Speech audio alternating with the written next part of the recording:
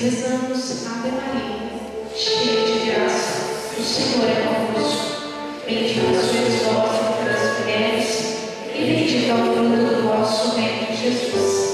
Santa Maria, Mãe de Deus, rogai por nós, pecadores, agora e na hora de nossa morte.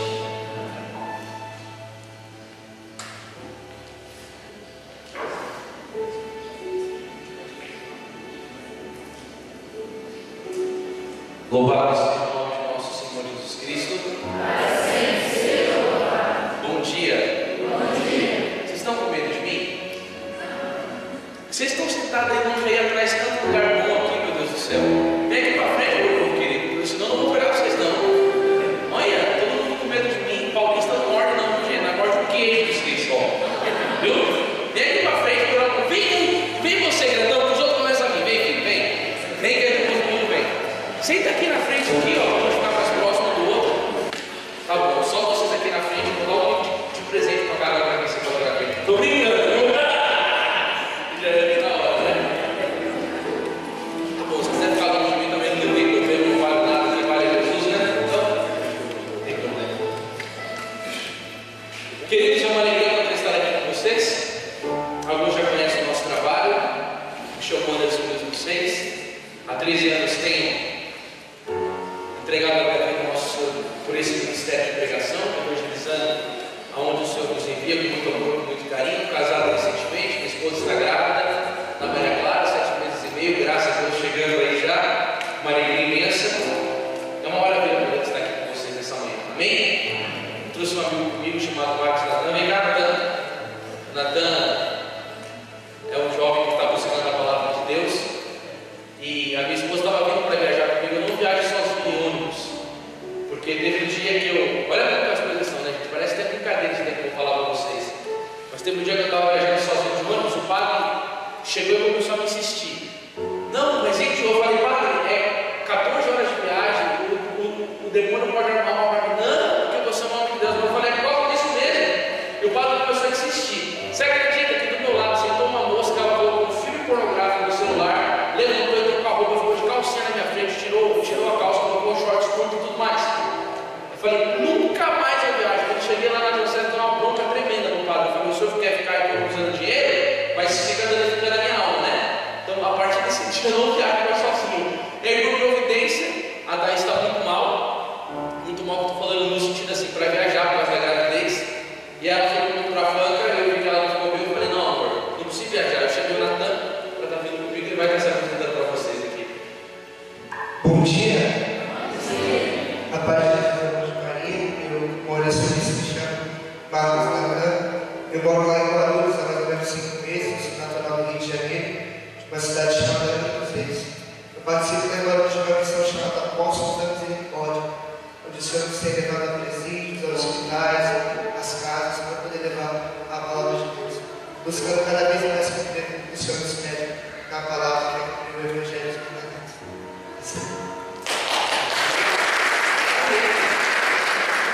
Quem trouxe a Bíblia, levante ela assim para me vê-la. Abra comigo, por favor, em 2 Coríntios, capítulo 5, versículo 14. 2 Coríntios, capítulo 5, versículo 14. Página 1485, para aqueles que utilizam da Bíblia da Ave Maria.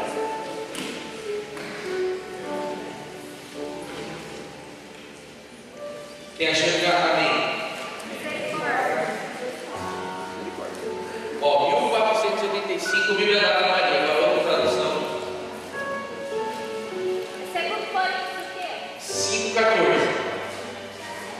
Santo anjo do Senhor, meus demônios guarda. Se assim haverá sem me rege, me guarde, me governe, me ilumine. Amém? Posso falar com vocês agora? O texto diz assim: o amor de Cristo nos constrange, considerando que, se um só morreu por todos, logo todos morreram.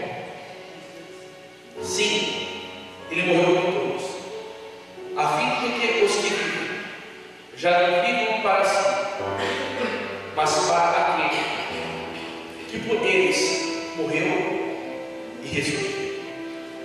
Por isso nós daqui em diante a ninguém conhecemos de modo algum.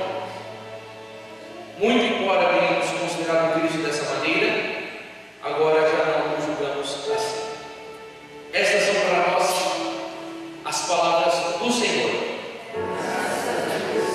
Ave Maria, cheia de graça, o Senhor é convosco. Bendita sois vós entre as mulheres, bendito é o fruto do vosso ventre. Santa Maria, Mãe de Deus, rogai por nós pecadores, agora e na hora de nossa morte. Na parte da manhã eu estive falando com o William que a intenção do encontro é ser um encontro mariano. E como no sábado, hoje em dia, as pessoas trabalham bastante e a maioria das pessoas participam do encontro no domingo, eu quero reservar as pregações de Nossa Senhora para amanhã. E aí eu quero trazer uma catequese para vocês, muito importante, porque na verdade nós precisamos compreender uma coisa, irmãos.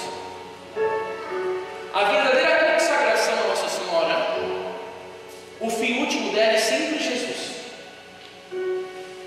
Se eu digo que eu sou consagrado a Nossa Senhora e não tenho amor profundo por Deus, eu não sou consagrado a Nossa Senhora de maneira alguma.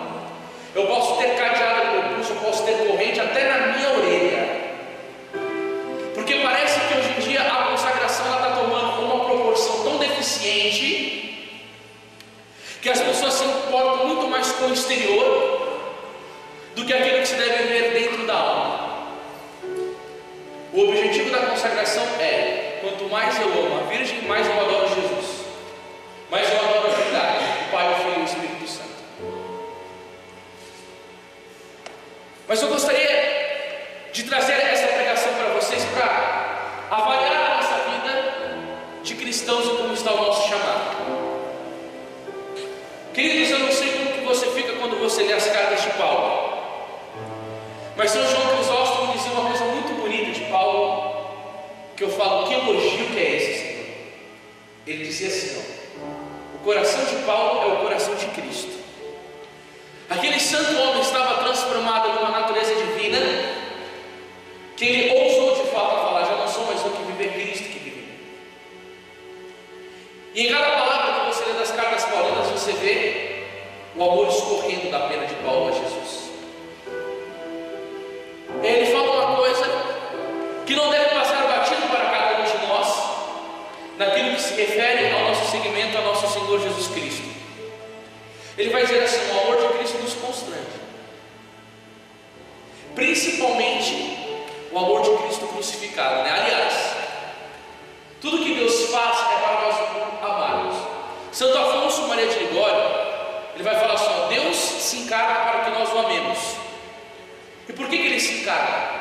Santo Afonso ele vai dizer assim: ó, não há um tirano de um coração mais empedrado que o seja, que ao ver um bebê não brinque com a criança, não sorria para essa criança, não cutuque essa criança, não seja atraído pelo olhar dessa criança. Por exemplo, você está numa casa, uma mãe de um recém-nascido chega, como a esposa do William, você vê que essa criança ela é o centro das atenções, todo mundo vai diminuir a voz: oi, que bonitinho, não é assim que normalmente as pessoas fazem? Fica com uma candura. Você vai pegar a criança, você tem todo um cuidado, é todo um zelo, é todo um respeito, é todo um amor, é todo um carinho, né? Ela toma conta do lugar onde ela chega numa. Todo mundo quer ver a criança, todo mundo quer ir no berço, todo mundo quer ir no bebê, todo mundo quer estar perto dessa criança, sorrir para ela. O Santo Afonso diz assim: Jesus Cristo se encarnou para que os homens sorrissem para ele, brincassem com ele, o amassem. Jesus Cristo se entrega na Eucaristia numa loucura, num excesso de amor, para que os homens, em sentimento de gratidão, também o amem, o louvem e o adorem. E principalmente a entrega da cruz, que não era de maneira nenhuma necessária essa morte, mas para mostrar ao homem aonde chega a loucura de amor. Só que nós precisamos entender uma coisa: é nobre quando uma pessoa dá vida por outra, mas Deus é totalmente diferente. E se entregar assim, e sem necessidade. E aí, meus irmãos e minhas irmãs, quanto mais você se aprofunda numa vida de oração,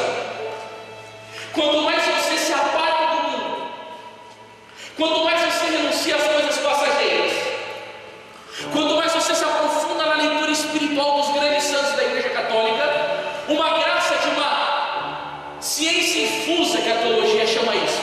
Ela vai entrando no seu coração uma sabedoria divina, e a compreensão dos mistérios de Deus, ela começa a penetrar a sua inteligência de uma forma maravilhosa, e o entendimento das realidades celestes começam a bater dentro do seu coração. Porque o entendimento das realidades celestes, ela só vem no coração de quem renuncia a si. Por isso que Paulo vai falar, você tem que morrer, senão você não tem nada. E Paulo, claro, ele era a renúncia em pessoa.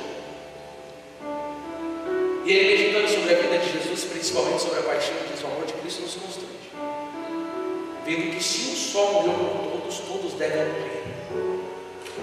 Todos. E viver por aquele por qual morreu e ressurgiu por nós. O cristianismo é a religião da morte. Ao encontrar verdadeiramente, fazendo uma experiência real com Jesus, esse trigo ele deve cair na terra e deve morrer verdadeiramente, porque senão eu vou ser uma pessoa que eu vou vir em grupo de oração, eu vou levantar as minhas mãos, eu vou rezar em línguas, eu vou orar, eu vou ter alguns momentos que parece que eu sou uma pessoa convertida. Mas aí nós vamos perceber que isso daí não é uma coisa 24 horas no nosso coração. Eu não quero amar a Deus a todo momento, eu não quero estar com Ele a todo momento, eu ainda tenho hábitos do mundo, eu ainda vejo pornografia na internet, eu ainda falo coisas que são impróprias, eu ainda tenho malícia no meu coração e tantas outras coisas. E aí, meus irmãos, tem uma coisa que hoje em dia é muito preocupante. Nós temos as vidas dos santos para quem lê, né?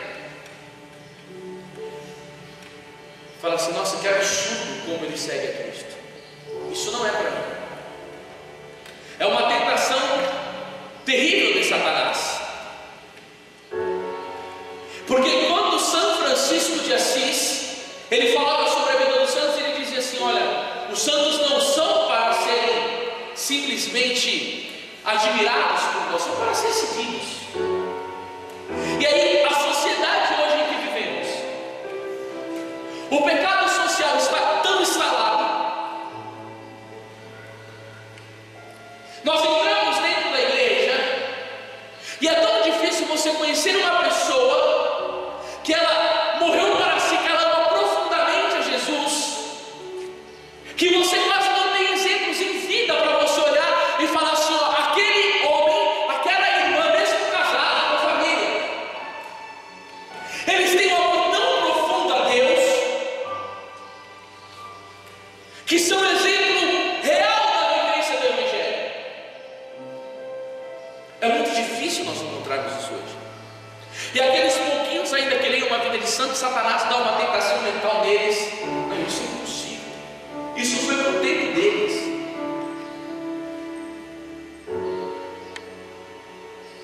E quem não amar profundamente a Deus vai ao inferno, é um maldito. A Bíblia vai dizer assim, ó, aquele que não amar o Senhor seja maldito. Maranatá. Depois eu pego a passagem de Paulo, é 1 Coríntios 16, alguma coisa, bem no final da primeira carta aos Coríntios.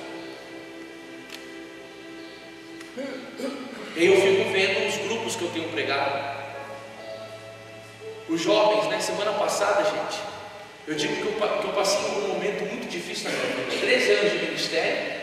Semana passada eu preguei o pior encontro em 13 anos que eu tenho feito pregações.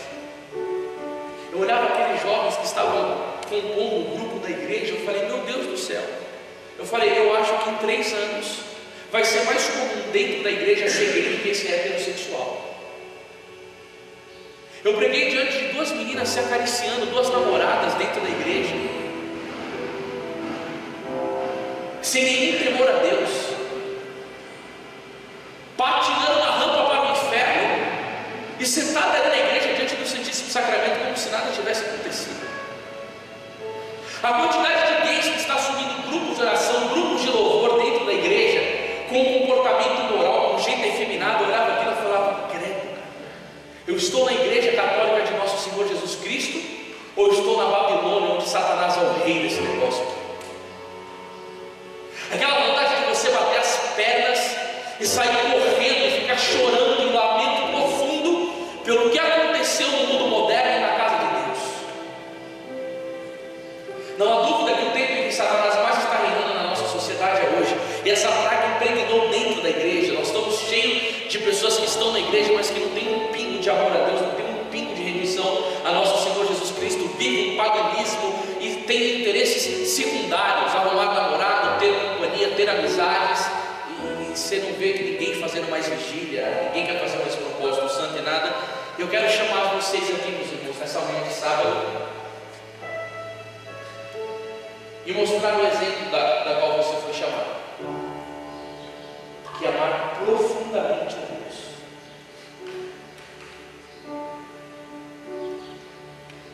Queridos, o bem-aventurado José Alamanda, ele vai dizer assim, ó: se você der um passo em direção a Deus, ele dá 8 em direção a você. Nós olhamos para os santos da igreja e pensamos que somente nosso Senhor derramou uma graça especial para com eles. É como se nós tivéssemos uma mentalidade um pouco errônea sobre o ato da vontade, né? Tipo, a gente pensa que Jesus chegou em São Paulo, pegou uma flecha, soltou no coração dele e colocou meio que um turbo, né? Você coloca um turbo no carro, você acelera o carro e não dependeu da vontade dele, da força dele, da luta dele para poder amar a Deus. Não. A graça do Senhor, ela age de maneira generosa. A graça do Senhor é esse impulso que vem dentro do nosso coração, da nossa alma, essa força interior que nos leva em movimento para buscar a Deus. Mas a graça de Deus, ela não age sem a correspondência humana de jeito nenhum. Isso não ocorre. E aí você vê na carta do apóstolo Paulo, em Filipenses capítulo 3, versículo 8, como eu amo essa parte, que o apóstolo vai dizer assim, ó: na verdade, eu julgo como perda todos os bens comparado. Não, deixa eu ver direitinho como está no Evangelho, porque eu já não estou falando nada certo.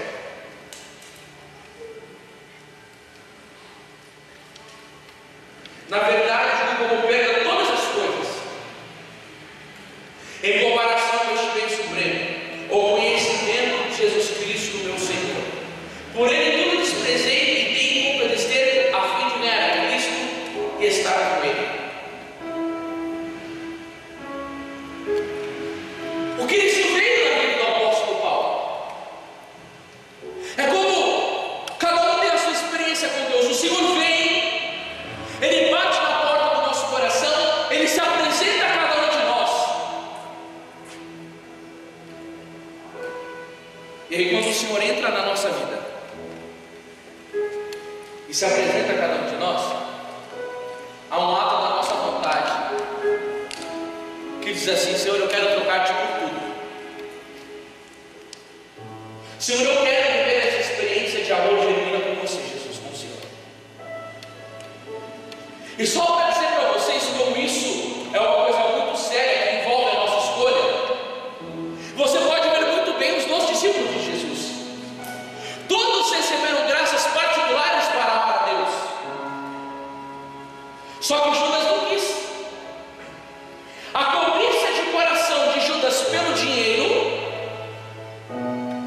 fez com que ele não desse espaço a Jesus no coração dele. Por isso que Jesus, ele vai dizer, e Judas escutou isso, hein? Lucas capítulo 16, versículo 13: vós não podeis servir a 2 senhores. Ou você serve a Deus, ou você serve ao dinheiro. Ou você serve a Deus, ou você serve a prostituição. Ou você serve a Deus, ou você serve a mentira. Ou você serve a Deus, ou você serve a vaidade. E aí, meu irmão, o nosso coração, ele tem que ser indiviso para amar a Deus. Nós temos que ter uma luta tremenda para renunciar aquilo que nos afasta do Senhor. Por isso que São Francisco de Sales, grande santo da Igreja Católica, ele dizia assim, ó: se tiver uma fibra no meu coração que me afasta do amor de Deus, eu vou arrancar imediatamente. Os santos, eles não davam brecha nenhuma para negociar o coração com o seu grande amor pelo seu Senhor. E aí Paulo diz: eu julgo como perda todas as coisas, em comparação com o quê? Com esse bem supremo, o conhecimento de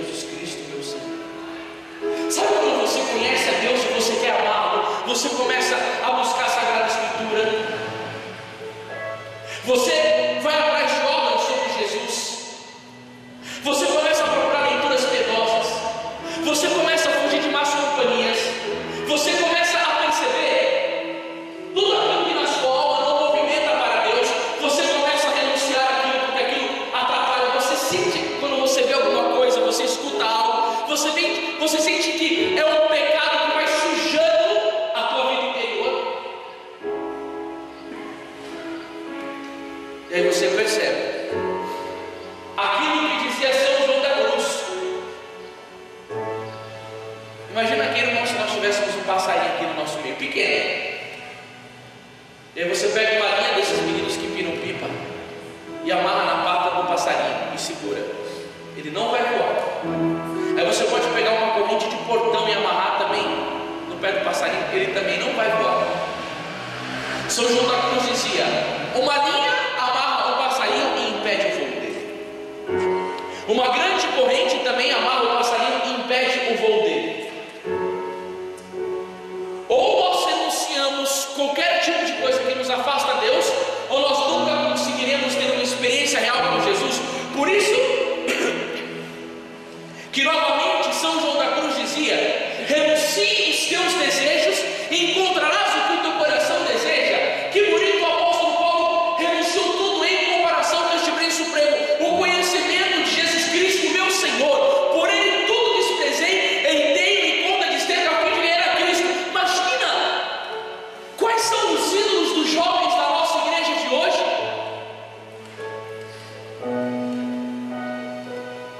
Por exemplo, quantos músicos católicos eles ficam assistindo shows de bandas seculares, Cristina Aguilera e companhia, porque eu nem sei mais o que tem no mundo, porque eu não escuto música do mundo, eu não assisto televisão, a minha vida é só para Deus. Eu não tenho nem noção do que acontece direito aí. Eu quero saber quem mora aqui dentro de mim, eu quero estar com ele. E aí você vê os jovens só escutam isso. O estilo do vestido, o estilo de cabelo que usam, essas calças coloridas agarradas ao corpo, essa miséria ridícula, igual o mundo, alguns usando piercing, tatuagem. E aí você vai ver um show cheio de estrelismo, e fazendo aquelas coisas ridículas, que aparentemente parece que é uma união com Deus, que é uma unção, e quem não entende nada que vai no show, que não sabe da mão direita, que não sabe da mão esquerda, esses católicos que olha aqui ungido, a pessoa está vestida de com um testemunho ridículo de uma soberba e de uma vaidade, mergulhada nas coisas do mundo, querendo trazer o mundo para dentro da igreja. Se o mundo é contra Satanás é contra o mundo, ele dizia Santo Atanásio. Os santos de antigamente não tinham reconciliação nenhuma com as coisas pagãs. Hoje em dia os cristãos são totalmente espontanizados, aceitam festas do mundo, na faculdade aceitam as coisas do mundo, no trabalho aceitam as coisas do mundo, consegue ser um pouco católico na igreja, mas cadê aquela radicalidade de remar contra a maré?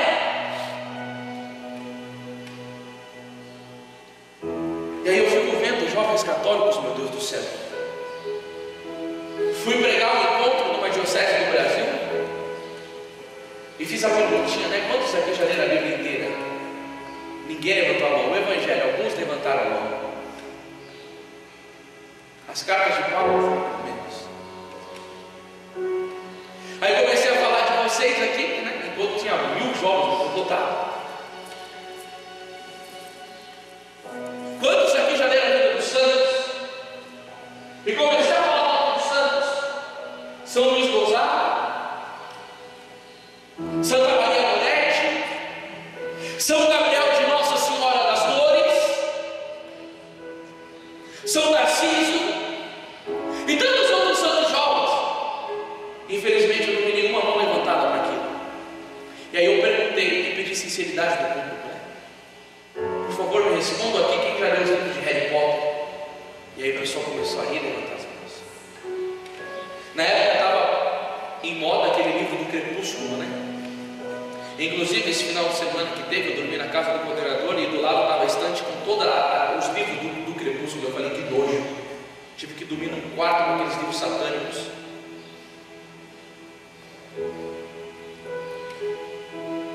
E aí quando eu levantei a mão e perguntei quem leu aqui os livros do Crepúsculo, um monte de gente levantou a mão, começou a sorrir.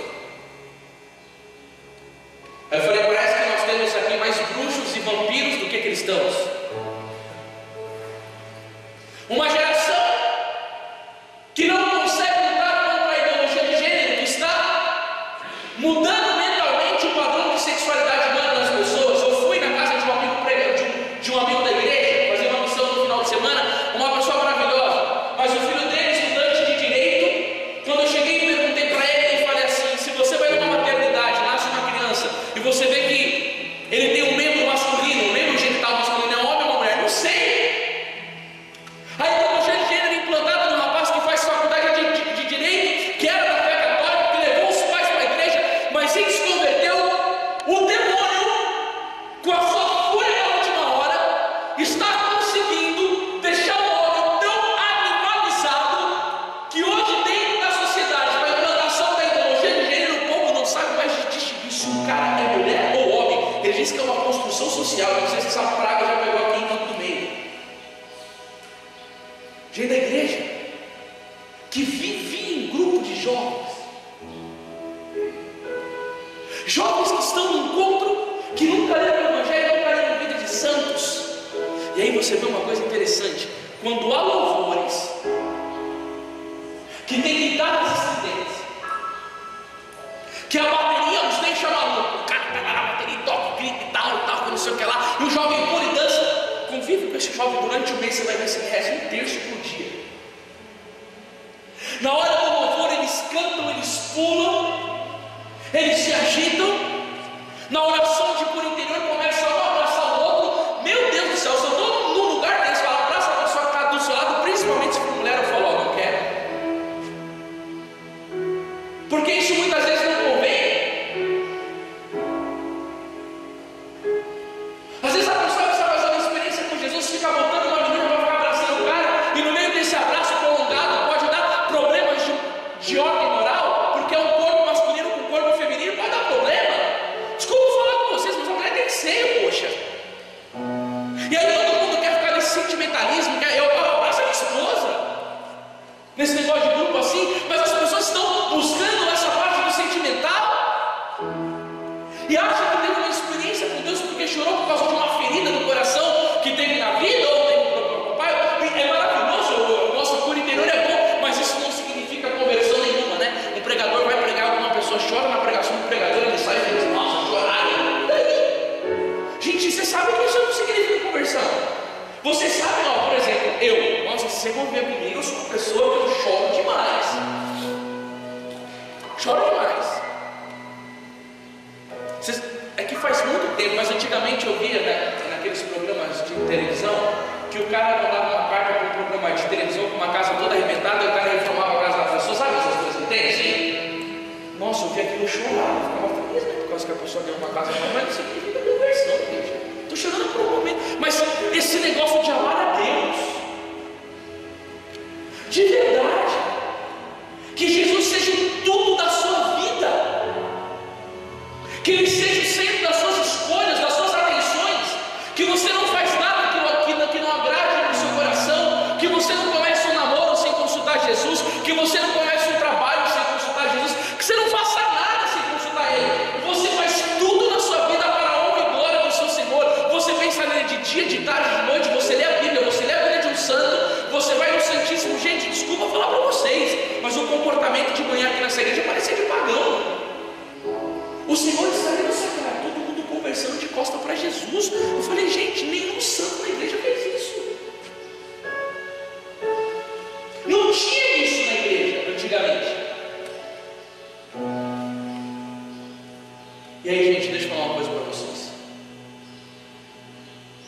Nós temos que ter uma vontade profunda de querer. O Senhor Jesus, Ele dá graça.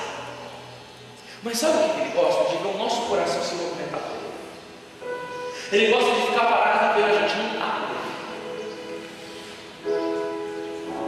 Ele quer ver até onde o nosso coração deseja Ele profundamente. Tanto que é verdade isso que eu estou dizendo, que Santo Antão estava rezando no deserto e o demônio apareceu para ele, começou a bater nele em forma de leão. Gente, deixa eu falar uma coisa para vocês. Se o demônio pudesse, ele levava você para o inferno vivo. O ódio que Satanás tem das almas, e principalmente daquilo que começa a fazer progresso espiritual, nós não conseguimos calcular o nível de ódio que Satanás tem. Quando o demônio vê que você começa a atender a um progresso espiritual, meu irmão, minha irmã, você vai ver que a proporção de tentação que você sentir, ela vai dobrar por 3, por 4, até por 10. Vai ter dia que você vai pensar que você está com um problema mental. Já aconteceu isso daí comigo. Então eu falo assim: Senhor, eu vou ficar louco. Mas é tanta fúria do demônio que eu falei: Senhor, eu vou ficar louco, eu não estou aguentando. É só apagar a luz do quarto, já vem aquela visita diabólica. Quantas madrugadas sem dormir, guerreando a noite inteira com o demônio para não pecar, com tentações uma pior do que a outra. Por quê? Porque Jesus quer ver a nossa luta por Ele. E Ele premia esses corações com graças importantíssimas. Eu vou te explicar aqui. E aí Santo Antônio estava lá lutando com o demônio no deserto. E ele lutou. Você pode achar. E ele lutou. E no momento que ele parece que estava meio que sucumbindo, Jesus apareceu e o demônio foi embora. Aí o Santo Antão chegou e falou assim: Senhor, aonde tu estavas? Não estava vendo que eu estava quase perecendo no meu combate? Jesus falou: eu estava olhando para você. Mas por que não me socorreu, Jesus? Jesus respondeu para Santo Antão: eu queria ver até aonde você iria pelo meu amor. Tem pessoas que não estão conseguindo prestar atenção no que eu estou dizendo, está uma dispersão assim, está olhando para a lua. Mas também tem pessoas que estão assim, prestando atenção. Mas assim, isso daí gera incômodo escutar essas coisas, porque parece que a pregação hoje da Igreja Católica está se resumindo em cura, milagre, em prosperidade. Você vê, gente, os encontros que logo na igreja, você tem que colocar em conta de cura e libertação para ver se as pessoas vão. É o cerco de Jericó. Você não escuta em nenhum encontro de cerco de Jericó sobre o amor divino, você tem que se renunciar a nada.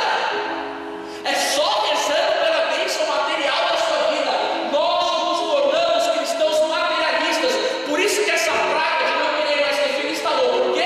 Porque eu quero ter dinheiro para viajar, eu não quero ter problema para ficar educando. Mas se intoxica de anticoncepcional e depois pode ir para o inferno, porque isso é um pecado mortal. Então, o Santo Antão escutou de Jesus: eu queria ver até onde você lutava por mim, pelo meu amor. Eu queria ver a tua garra, eu queria ver a tua disciplina, eu queria ver a tua vontade. E aí, irmão, fala a verdade. Quando a gente está apaixonado por alguém, a gente perde os sentidos, né? Nossa, o rapaz é apaixonado por uma moça, ele fica aleluiado. Às vezes entra até naquele processo que perde um pouco a fome, só pensa na pessoa. Nossa, ele fica olhando o WhatsApp para ver o coração, ele fica atrás daquilo e tal, não sei o que lá. A moça também. Eu sei que isso daí é muito bonito. O processo de apaixonamento, ele é gostoso, principalmente quando ele tem santidade no meio. Mas você vê, gente, a gente está transferindo as coisas de Deus para o próximo. A gente coloca o próximo no lugar de Deus. A gente fica feliz quando o outro trata bem, quando tem uma paixão, quando a vida. Mas e com a nossa vida com Deus? E aí isso é uma frustração, porque se a gente esperar alegrias do próximo, se o próximo sempre é falho, até o seu marido e a sua esposa nos decepcionam. Agora, nós pensamos o que é o cristianismo? E aí, eu vou falar uma coisa para vocês. Quando o Senhor percebe que o coração quer amar, quando o Senhor percebe a reta intenção, isso na teologia católica é algo esplendoroso. Irmãos, tudo que nós fazemos em nossa vida tem que ter amor por Deus. Quando você levanta para ir no seu trabalho, você tem que ter amor por Deus, porque aí o seu trabalho tem mérito. Se não for por amor a Deus, ele não tem mérito. Se você só trabalha por dinheiro, você se tornou uma pessoa extremamente materialista.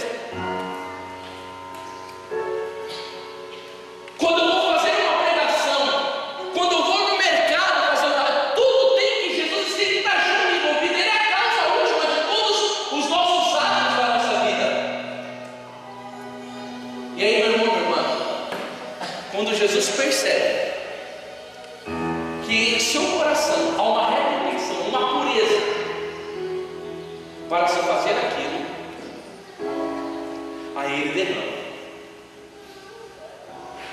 uma graça de sustentação, uma graça de você compreender as coisas divinas. Sabe o que é compreender as coisas divinas? Deixa eu te falar uma coisa. Imagina uma velha de 70 anos de idade, analfabeta, que não sabe ler, que não sabe escrever, e quando você olha para a cara dessa velhinha de 70 anos, parece um anjo, de tanto que ama Deus. Aí você fala: tia, você já leu a Bíblia? Não, eu escuto ela quando eu leio para mim. Você leu alguma vida de alguma obra espiritual? Não. Mas por que você ama tanto a Deus? É porque no fundo do coração da alma dessa velhinha, ela busca com tanta integridade, com tanta pureza, que Deus derramou sobre ela uma coisa chamada ciência difusa. É a compreensão das coisas de Deus sem a leitura. Deus comunica ela dentro do seu coração. Por quê? Porque você tem desejo santo. Porque você tem vontade de viver assim.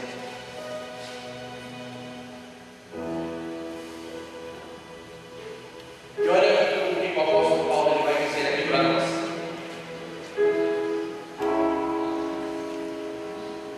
E está com ele, por ele que desprezei enquanto ele esteve na família de Cristo. O que falta você desprezar que está no seu coração para você ser mais amigo de Jesus? Alguma coisa nesse final de semana nós vamos ter que dar para Deus, hein? Né, meu filho? Alguma coisa nós temos que dar para Deus esse final de semana. Não é possível. Nós temos que ofertar algo para ser mais amigo de Jesus. E vocês sabem que hoje rede social já é uma coisa que você vai ter que entregar mais para Deus.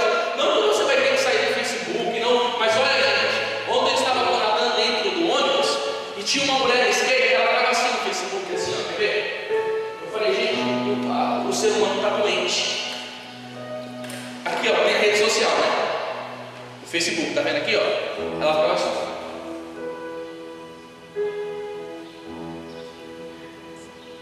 Não curtindo, louca, doente. A mente da pessoa não consegue pensar em nada, não consegue raciocinar, não consegue meditar até numa coisa boa da vida, não consegue ter uma interiorização. Aí saía do Face e ia pro Snap, do Snap ia pro WhatsApp, depois ia pro Insta. Gente, você não acha estranho isso? Sim ou não? Sim ou não? Você não viu o sintoma de uma doença da falta da busca do amor de mim? Quantos jovens que dentro da igreja estão vivendo essa escravidão da rede social, não reza, não estuda, não tem nada? E aí, gente, no grupo de oração eu vou ser um inútil na igreja, eu só vou ocupar um espaço no banco. É aquele tipo de cristão que o Satanás olha para sua cara, ele ri tanto e fala: nossa, isso daí não dá um tipo de encontro para mim.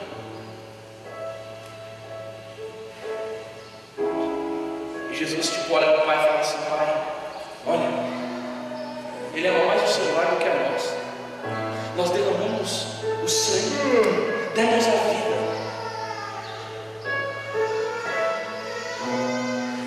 fundamos a igreja por eles, os sacramentos, demos a vida. Minha mãe, olha, somos desprezados.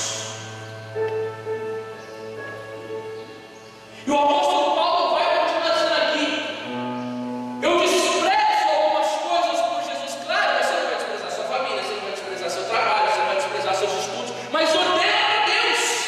E o que há pecado tem que desprezar. Você não quer sair. Aí vou chegar numa parte da pregação, você vai entender. Ele falava aqui, ó, versículo 10: anseio pelo conhecimento de Cristo e do poder de sua ressurreição, pela participação em seus sofrimentos, tornando-se semelhante a ele na morte. Nosso cara estava numa vida espiritual, mas tão intensa. Eu trouxe uma livraria que muitos já viram, e eu queria indicar algumas boas obras para vocês, para levar no adiantamento da vida espiritual. Eu não sei se vocês já escutaram falar, mas eu creio que muitos já escutaram falar de um santo da igreja chamado Santo Inácio de Loyola.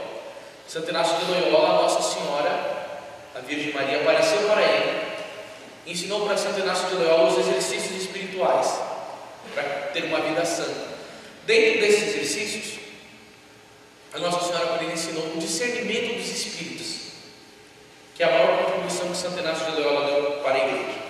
O discernimento dos espíritos consiste em você ter uma percepção verdadeira, porque o demônio ataca você pelo pensamento e Deus também fala com você pelo pensamento. Quando é o demônio que está te atacando ou te dando alguma sugestão, quando é Deus ou quando é você mesmo. Mas é fácil de identificar quando é Deus e quando é o demônio. Não é tão fácil não, porque teve uma mulher na igreja chamada Madalena de Santa Cruz. Ela viveu na época de Santa Teresa d'Ávila. Essa mulher tinha estigma, flutuava, a Eucaristia pousava na boca dela e os bispos consultavam ela porque ela era meio vidente, clarividente. E o padre que acompanhava Santa Teresa d'Ávila, com o discernimento dos espíritos apurado, olhou para a mulher e falou assim: ela não tem virtude para viver esses carismas. E repreendeu o demônio. Era o demônio que fazia tudo isso na mulher. Flutuava. Você vê ela flutuando. Se qualquer um de nós aqui passar numa igreja e ver uma pessoa flutuando, é santo. Já vou querer beijar o pé. Não era Satanás que fazia tudo isso com ela. Por quê? Porque na adolescência ela fez um voto para ter sucesso dentro do campo religioso. Olha aonde chega a loucura da vaidade do ser humano. Ela fez um pacto com o diabo para dentro da igreja ser reverenciada. Então aqui nesse livro você vai aprender a combater os 5 piores demônios, inclusive a tristeza e o desânimo, que são terríveis. E aí você vai aprender o melhor método de combater o pecado, chamado agir contra, de Santo Inácio. Ele vai te dar a melhor tática para quando o pecado estiver te espreitando, como você vai fazer para vencer ele. Enfim, não é só isso, tem várias outras coisas muito boas nesse livro. Você não vai encontrar em nenhuma livraria por aqui. Por quê, irmãos? Essa editora Imaculada é minha. Como eu ainda estou ralando muito para conseguir uma distribuição, você só vai encontrar esse livro na minha mão. Olha, seria muito bom, mesmo de verdade, para você adquirir. O outro livro que eu indico muito junto com ele é o livro da Confiança, de um padre francês. Esse livro aqui é um best-seller mundial. Tudo que você precisa para ter uma vida espiritual é confiar em Deus, porque é dele que você depende. E o período econômico do Brasil que nós estamos passando, a gente precisa desse livro, porque a coisa vai entortar o caldo mais ainda. É que nesse livro você vai aprender a se lançar nos braços do Senhor e viver só de confiar em Deus. E a Bíblia vai dizer que aqueles que confiam no Senhor são como os montes de Sião, que não se abalam. Eu vivi uma perseguição na igreja há uns 6 anos atrás, que chegou um dia que eu falei assim: não prego mais. Mas teve um cara que fez o inferno, me ameaçou, tinha poder, queria acabar com o meu ministério, queria me perseguir, que eu não iria mais pregar. Chegou um momento que eu não aguentava mais, eu chorava, eu fiquei muito assim, desconsolado. Eu estava no Nordeste, eu li esse livro. Foi como se Deus colocasse a mão dentro da minha alma e eu recobrei a coragem e de fato tudo que Ele prometeu de ameaças não aconteceu. Eu estou propagando esse livro porque eu sei que tem pessoas que em determinado momento da vida sofrem ataques do demônio e a pessoa quase fica louca. Se não for a confiança desmedida no Senhor, eu não suporto. Tá? Eu estou com um lançamento aqui também. Olha o tamanho desse negócio aqui, chamando a Luz Perpétua. Isso daqui tem uma vida de santo por dia para você meditar. Fora a vida dos santos, tem as festas da igreja: Santíssima Trindade, Natividade, Encarnação, Paixão de Cristo, as festas do dia, Sagrado Coração. E depois da vida de cada santo tem uma reflexão sobre uma virtude ou um ato que ele faz para você rezar em cima dessa reflexão. Isso daqui é melhor que o Legenda Áurea, que restou a minha pregação. A gente editou ele. Estamos querendo esparramar isso pelo Brasil inteiro, porque quem lê a vida dos santos faz um bem enorme para a alma. Não sei se você sabe, mas teve várias conversões na igreja de pessoas que leram a vida dos santos, principalmente Santo Inácio, que eu acabei de ler, se converteu lendo a vida dos santos, Edith Stein e vários outros, né, se santificaram com a leitura da vida dos santos. Claro que um livro desse tamanho é um investimento que você faz, mas eu tenho máquina de cartão, parcela 10 vezes se você precisar, se você quiser ter essa obra. E esse daqui é o livro mais importante da minha vida. O irmão estava lendo na casa dele hoje, eu fiquei feliz, ele comprou no meu site. Ele se chama A Alma de Todo Apostolado. Ele foi livro de cabeceira de 2 papas da Igreja Católica. E o que ele vai te ensinar aqui, irmão, é o que você mais precisa na sua vida: combater o seu ativismo para viver uma vida interior de oração.